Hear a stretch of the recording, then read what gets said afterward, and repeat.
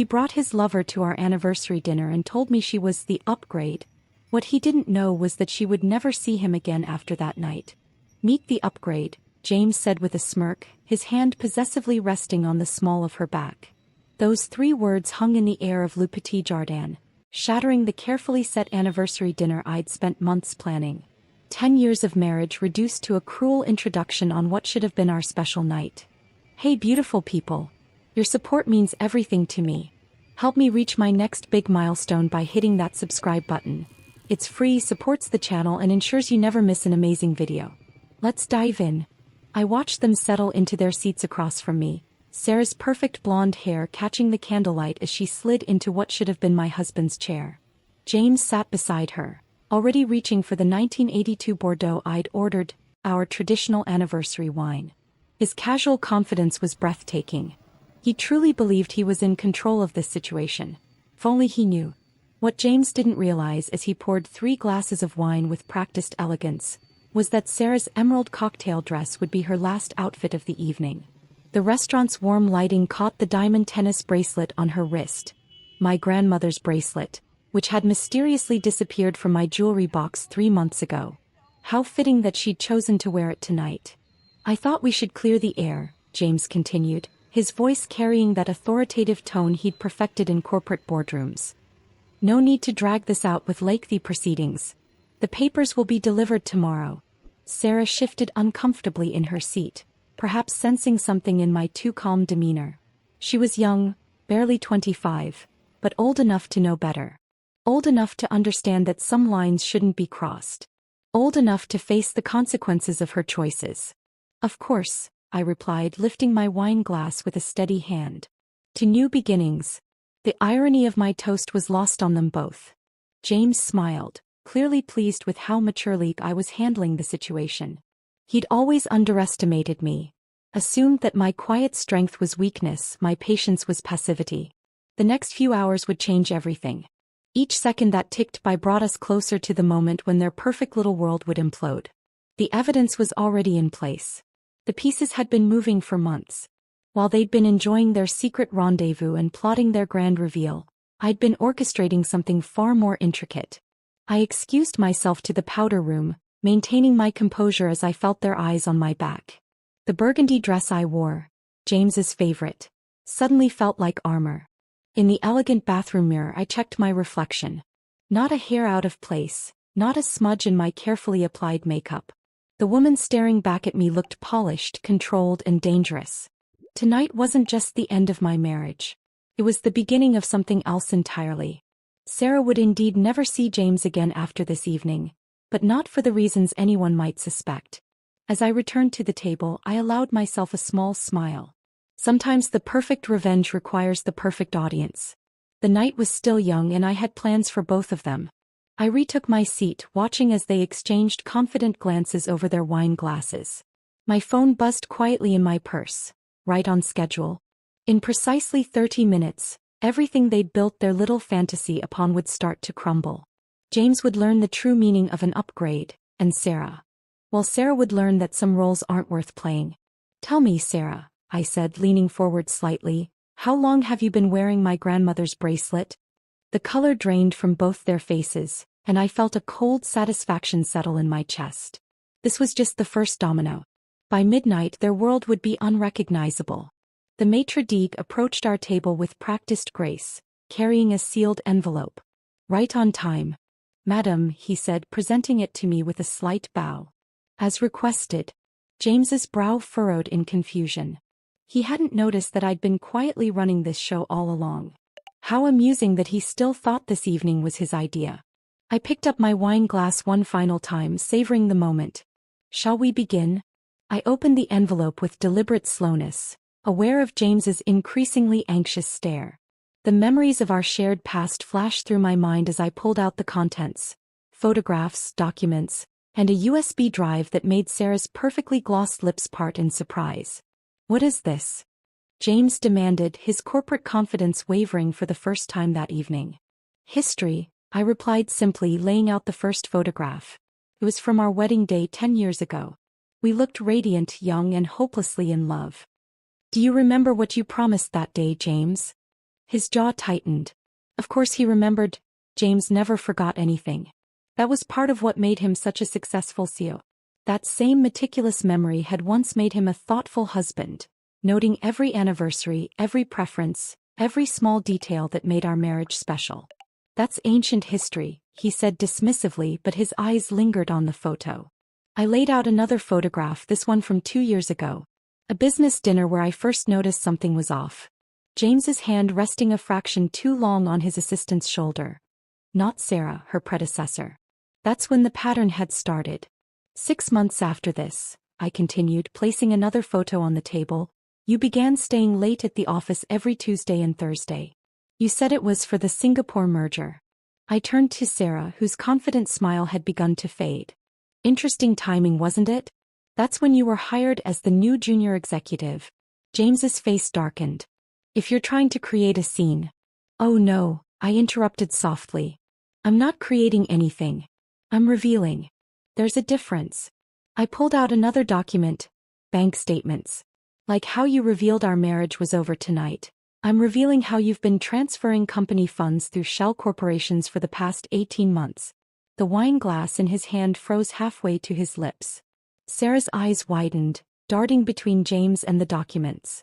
You always said I didn't understand your work. I continued, each word carefully measured. But you forgot something crucial, darling. Before I became your wife, I was one of the top forensic accountants in the country. Those late nights you spent with Sarah? I spent mine following your paper trail. The memories of those sleepless nights washed over me.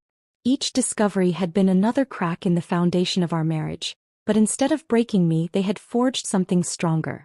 Every betrayal had become a weapon in my arsenal. Those gifts you've been lavishing on Sarah. The bracelet you stole from my grandmother's collection to give her, the penthouse apartment, the offshore account in her name, they're all traceable to embezzled company funds. Sarah's face had lost all color now. James, you said those funds were legitimate. You said. Quiet, he snapped, but the damage was done. The first crack in their united front had appeared. I withdrew another photo from the envelope. This one was from 6 months ago, our last happy moment together, or so I'd thought. We were at the company's charity gala, smiling for the cameras.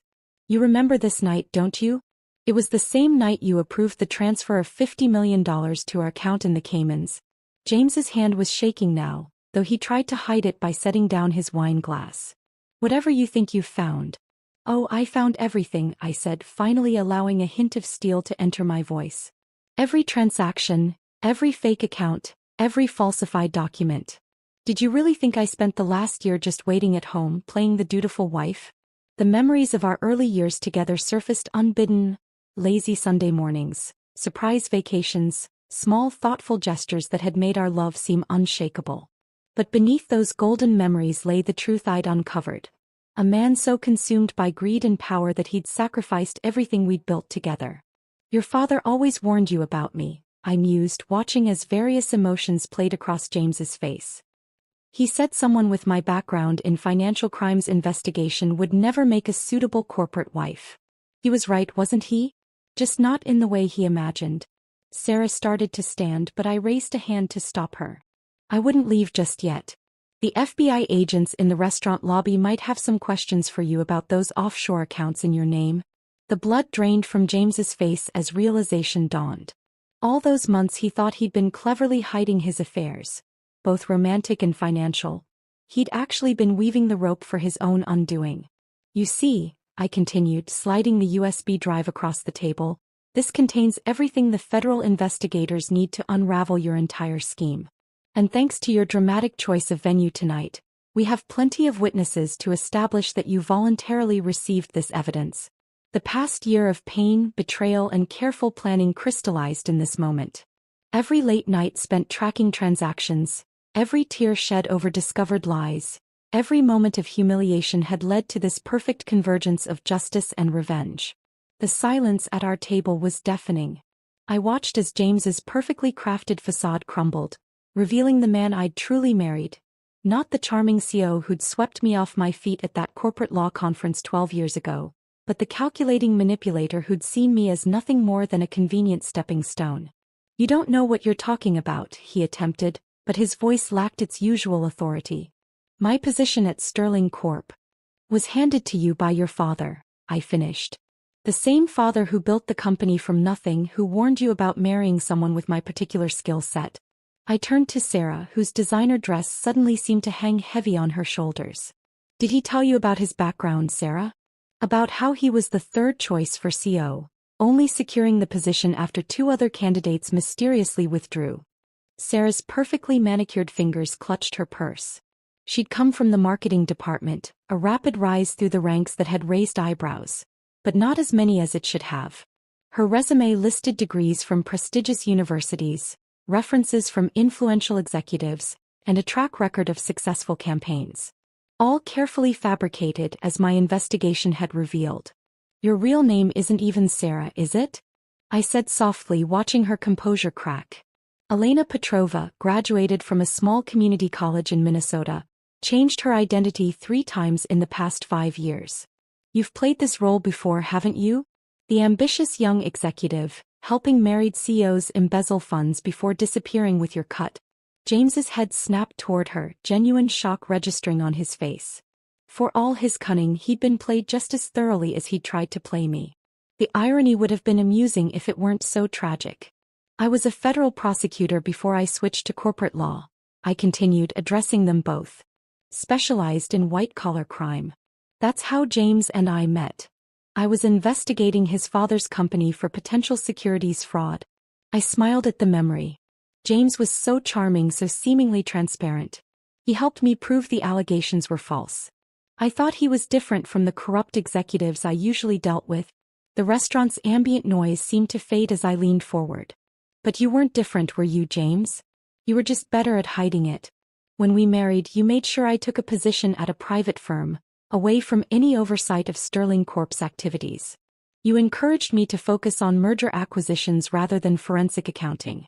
Every career move you suggested led me further from discovering what you really were.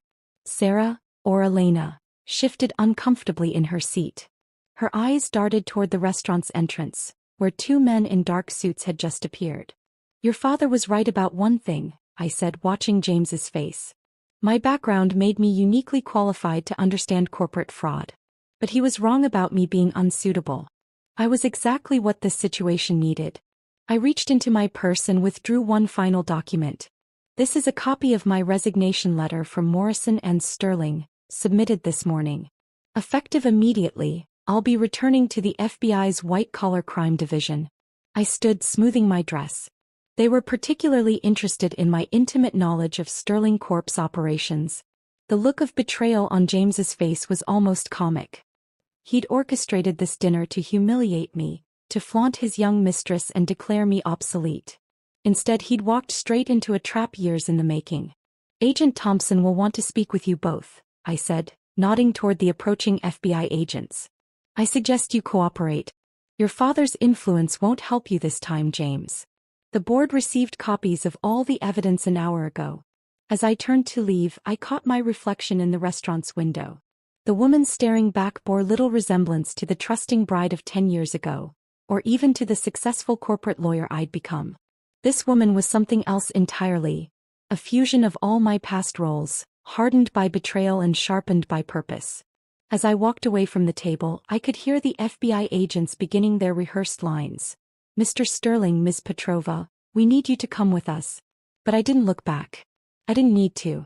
Everything that would unfold now had been meticulously planned over the past 6 months. The maitre d' handed me my coat with a knowing smile. He'd been well compensated for his role tonight, ensuring our table was perfectly positioned within view of the restaurant's security cameras. Every word, every gesture, every document I'd presented had been carefully recorded. Additional evidence for the prosecution. In my car, I pulled out my secure phone and sent a single text, "Checkmate." Within minutes, digital copies of all Sterling Corp's fraudulent transactions would be released to every major financial news outlet. The morning headlines were already written. But this wasn't a plan born of sudden inspiration. No, it had taken shape during those long sleepless nights after I'd first discovered James's deception. I remember the exact moment. Finding a receipt for a diamond bracelet I'd never received, dated our last anniversary. That single slip had unraveled everything. I'd given myself 1 week to grieve. 7 days of tears and rage hidden behind closed doors. On the 8th day I'd begun to plan. The first step had been reaching out to Marcus, my old colleague from the FBI. I need surveillance, I'd told him over coffee in a quiet cafe 3 towns over. Everything you can get on James Sterling and Sterling Corp's financial movements. Marcus had been hesitant initially. This isn't just about infidelity, is it? He'd asked, studying my face. It never is with men like James, I'd replied. Give me 2 months. I'll prove there's something bigger. Those 2 months had been a masterclass in deception. While James thought I was throwing myself into work to cope with our crumbling marriage, I was actually building a case. Every late night at the office had been spent tracing money trails, documenting suspicious patterns, and connecting dots that painted a damning picture. I'd hired private investigators to track both James and Sarah. Planted listening devices in their favorite meeting spots. Gained access to their private communications through entirely legal channels. Amazing what a worried wife can accomplish with a good lawyer and evidence of suspected financial fraud. The real breakthrough had come when I discovered Sarah's true identity. Elena Petrova wasn't just a con artist. She was a known associate of several financial crime rings.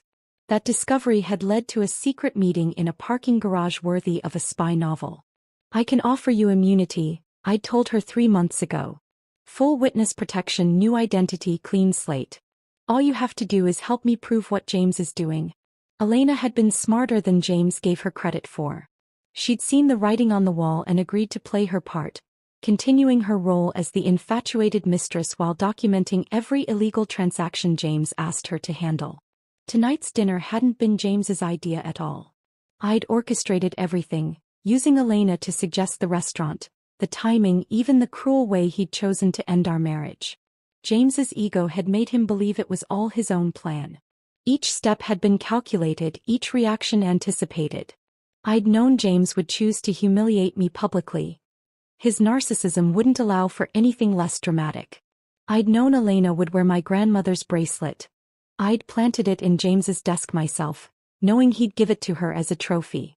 As I drove home now, I thought about the evidence folders being delivered to board members' homes, the international wire transfers being flagged and frozen, the arrest warrants being executed at multiple locations. In a few hours, the empire James had stolen from his father would crumble. My phone buzzed with an incoming text from Marcus. All targets in custody. Evidence secured. Everything was proceeding exactly as planned. I pulled into my driveway, the same one James and I had shared for a decade, and smiled at the irony. While he'd been planning tonight's grand gesture of humiliation, I'd been setting up the final pieces of my elaborate trap right under his nose in our own home. Another text from Marcus lit up my phone. Package 2 delivered. Board members responding. Everything was unfolding with clockwork precision. The evidence I'd gathered hadn't just been sent to the FBI. I'd made sure every board member of Sterling Corp received personalized packages containing proof of how James's actions had specifically damaged their interests. Old Mr. Richardson would be particularly interested in how James had manipulated his family's shares. Mrs. Zhang would be furious about the falsified Asian market reports. Each package was tailored to hit where it would hurt most, ensuring the board would turn on James completely. I entered our house, soon to be just mine, and walked straight to James's study. The wall safe behind his prized Monet, a fake, another secret I'd uncovered, held more than just documents. I spun the dial with practiced ease. He never knew I'd learned the combination months ago by simply watching him open it one night while he thought I was asleep. Inside lay the final pieces of evidence. Original documents proving his father had never actually signed over full control of the company. James had forged the transfers, taking advantage of his father's declining health. I'd found them 3 weeks ago but left them in place, knowing tonight would be the perfect time for their discovery. The FBI would be here within the hour with a search warrant. They'd find exactly what they were looking for, exactly where I'd ensured it would be. The safe, James's laptop with its hidden partition, the backup drive disguised as a coffee coaster. All would tell the same damning story.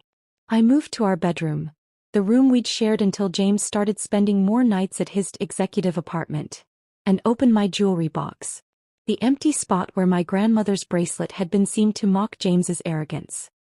He'd never suspected that I'd planted it in his desk, knowing he would give it to Elena as a twisted trophy. My phone buzzed again. This time it was Elena. Secondary files sent to prosecutors. En route to safe house. She had played her part perfectly, documenting every illegal transaction James had trusted her with. Her relationship with him had been the perfect cover for gathering evidence, and her immunity deal would ensure she stayed far away from any fallout. I changed out of my burgundy dress, carefully hanging it up. This dress had been more than just an outfit. It had been a costume for the most important performance of my life. Every detail of tonight had been choreographed. The wine I'd ordered, James's favorite, making him lower his guard, the table location in full view of security cameras, even the timing of the FBI agent's arrival. The foundation for this evening had been laid months ago. Each business trip James took had given me time to piece together his criminal empire. Every late night he spent with Elena had allowed me to access his office, copy files, plant evidence. His own arrogance had made him careless, leaving digital breadcrumbs that any skilled investigator could follow. I poured myself a glass of wine, not the overpriced Bordeaux from dinner, but a simple Merlot I actually enjoyed, and settled into my home office. My laptop showed multiple email notifications. Board members responding to the evidence, financial alerts as accounts were frozen, news organizations picking up the first hints of the scandal. The perfect setup wasn't just about gathering evidence or timing its release. It was about understanding people, their weaknesses, their motivations, their breaking points. James had always underestimated me, seeing only what he wanted to see. The trophy wife who'd given up a promising career in law enforcement for him. He never realized that I'd never stopped being an investigator. I just found a more personal case to solve. My phone lit up with a video call from Marcus. The timing was perfect, exactly 1 hour after I'd left Le Petit Jardin. "It's done," he said, his face illuminated by police lights flashing in the background. "James Sterling is in custody. You should see his face when we found the hidden compartment in his office." I took another sip of wine, savoring the moment. "And Elena?" "Safely in witness protection. She's already given her official statement about James's involvement in the embezzlement scheme. The evidence she provided matches perfectly with your documentation." On my laptop screen, news alerts were already starting to pop up. "Sterling Corp. CEO arrested," screamed one headline. "Massive financial fraud uncovered at Sterling Corp.," declared another. The financial news channels would be running this story non-stop by morning. I switched to the security feed I'd installed in James's office months ago. FBI agents were methodically going through every drawer, every file, finding each piece of evidence exactly where I'd ensured it would be. The look of defeat on James's face as they'd let him out in handcuffs was something I'd remember forever. "The board members?" I asked Marcus. "All 9 of them have pledged full cooperation with the investigation." Mrs. Zhang was particularly vocal about pressing charges after seeing those falsified Asian market reports. Everything was falling into place exactly as planned. The execution of this plan had been flawless, each component triggering the next like a line of perfectly arranged dominoes. James's attempt to humiliate me at our anniversary dinner had become the catalyst for his own destruction. My security system alerted me to movement at the front door. Right on schedule. The local police arriving with a search warrant for our home. I buzzed them in, playing the part of the shocked and cooperative wife perfectly. "Mrs. Sterling," the lead detective said gently, "we have a warrant to search the premises. We understand this must come as a shock." I let my voice tremble slightly. "Of course, officer. Please do whatever you need to do. I just can't believe all those late nights he said he was working." They moved through the house efficiently, finding the damning evidence in James's study exactly where it needed to be. The false bottom in his desk drawer. The encrypted files on his personal laptop. The offshore account documents hidden in his rare book collection. Each discovery adding another nail to the coffin of his defense. My phone buzzed again, Elena's burner phone this time. "Package delivered to DA's office. All accounts transferred as planned. I'm going dark now. Thank you for the second chance." I deleted the message immediately. Elena had been the perfect accomplice, playing her role as the homewrecker while actually helping to gather the evidence that would bring James down. Her own criminal past had made her the ideal candidate for turning state's evidence. The police were now in James's home office, photographing everything.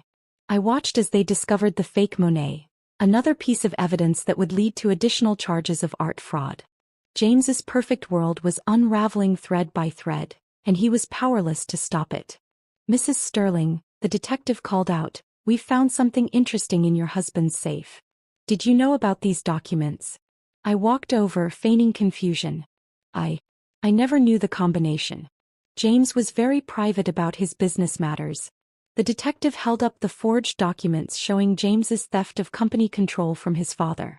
My anonymous tip about those would hit the DA's desk tomorrow morning, adding another layer to the prosecution's case. "No," I whispered, letting my eyes fill with tears.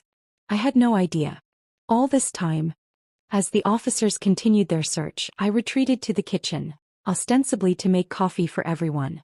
In reality, I needed a moment to appreciate how perfectly everything had aligned.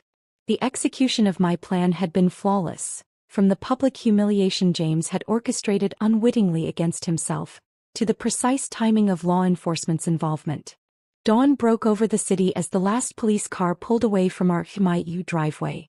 The morning news was already running the story on every channel. Sterling Corp CEO arrested in massive fraud scheme.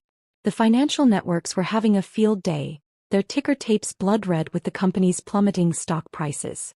I sat in my kitchen watching the chaos unfold on multiple screens. My phone hadn't stopped buzzing since sunrise, reporters, board members, old colleagues all wanting to know how I was handling the shocking revelation of my husband's crimes. If only they knew.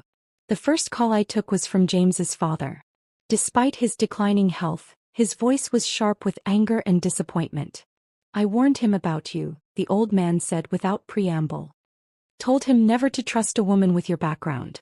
But I never imagined he'd betray me like this." "I'm so sorry, Richard," I replied, letting genuine sympathy color my voice. James's father had always been kind to me, even while warning his son against our marriage. "If there's anything I can do..." "You've done enough," he said quietly. "The board is meeting in an hour. We'll need an interim CEO to handle this crisis." I smiled into my coffee cup. Right on schedule. The aftermath was spreading like ripples in a pond. James's closest allies at Sterling Corp were being suspended pending investigation. The company's stock had dropped 40% in pre-market trading. International partners were distancing themselves, canceling deals that James had personally orchestrated. My laptop pinged with an email from Elena's lawyer. Her official statement had been filed with the DA's office. She detailed every transaction, every illegal deal, every instance of fraud she'd witnessed. Her testimony would be devastating to James's defense. The doorbell rang, Marcus arriving with official papers. "The DA wants to take your statement," he said, settling into my kitchen with his own coffee. "They're building a rock-solid case. James hasn't said a word since his arrest, but with the evidence we have, he doesn't need to." I nodded, reviewing the preliminary charges. Fraud, embezzlement, money laundering, tax evasion, corporate espionage. Each charge backed by meticulous documentation, each piece of evidence properly obtained and catalogued. "His lawyers?" I asked, though I already knew the answer. "Dropped him this morning. Apparently, they found out about the forged documents transferring company control from his father. They don't want any part of this." The morning papers arrived and I spread them across my kitchen island. Each headline was more damning than the last. Financial journalists were already calling it the scandal of the decade. Expert commentators were predicting prison sentences measured in decades, not years. My phone buzzed again, a text from James's sister Catherine. "I always knew he'd self-destruct eventually. Are you okay?" I left it unanswered. Catherine had been another unwitting player in this game, her genuine concern for my well-being helping to mask my investigation over the past months. The aftermath wasn't just professional. James's social circle was disintegrating. Country club memberships revoked. Charity board positions resigned. The carefully cultivated image he'd built over years was crumbling in a matter of hours. "The press will want a statement," Marcus reminded me gently. "They'll get one," I assured him. The devoted wife, shocked and devastated by her husband's betrayal, standing ready to cooperate fully with authorities.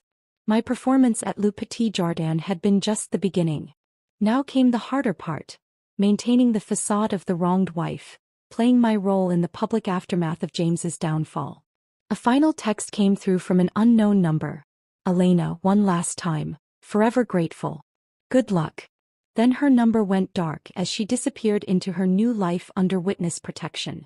I looked around my kitchen at the empire of evidence I'd built to destroy the man who'd thought he could discard me.